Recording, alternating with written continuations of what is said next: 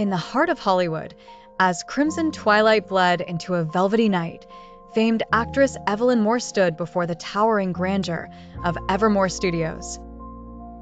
Cloaked in anticipation, the scent of rain-soaked asphalt and distant whispers of jazz from dimly lit clubs wafted through the night, setting the atmosphere for what promised to be a career-defining role.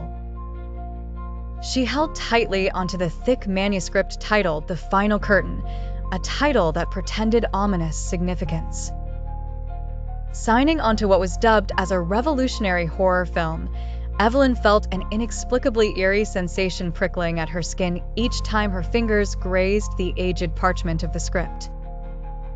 Set in the spooky remnants of a dilapidated theater, the film's lore was steeped in dark romanticism, invoking whispers of tragedies and curses entwined with the building itself, stories of thwarted ambitions turning into vengeful spirits.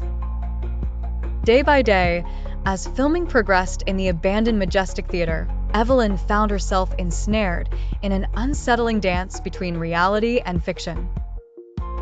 Her co-stars, some of Hollywood's finest, brought life to roles of specters and haunted souls, their performances a blend of the grotesque and magnificent.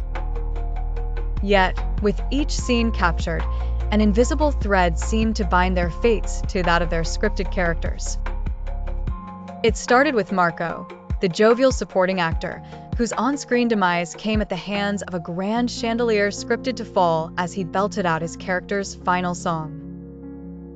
Mere hours after wrapping the scene, Marco was found beneath the remains of a chandelier within the opulent confines of his own apartment. As whispers of unease rippled through the cast, Evelyn tried to dismiss it as coincidence, a tragic accident. But then, Julie, the sauced matron hiding a tortured past behind hollow laughter, suffered a heart attack eerily akin to her character's climactic scene. Each cast member's exit mirrored their scripted ends with chilling precision. Dread coiled around Evelyn's reality, a python constricting her normally unshakable confidence. She pored over the script, each word a poisonous promise whispered from the crumbling pages. In it, Evelyn's character, in a climactic revelation, discovers the theater itself breathed life, drawing energy from misery and offering in return nothing but eternal entrapment.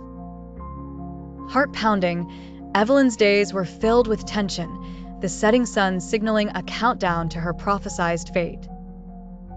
Her role's ending, scripted in graphic detail, entailed her character being consumed by the theater, an entity that swallowed her whole into its shadowy belly. Desperate, she sought refuge from the impending horror on screen and off. Her nights grew long and sleepless, her mind flickering with dread and frailty.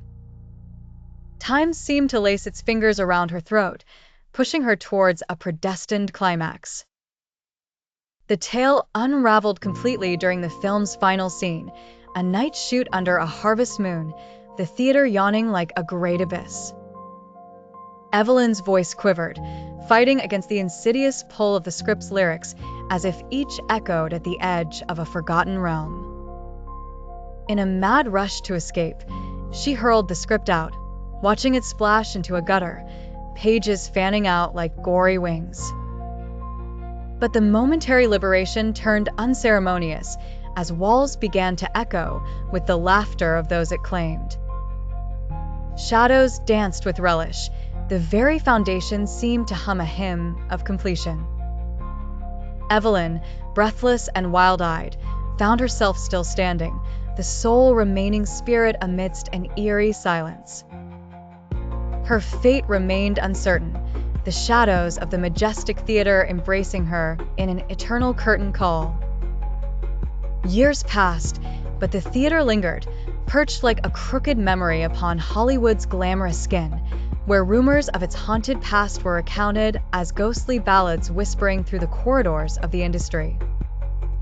Evelyn's fate remained a gripping tale, a warning sworn into legend, of a cursed script interweaving life with art, forever tarnishing those who dared touch its pages.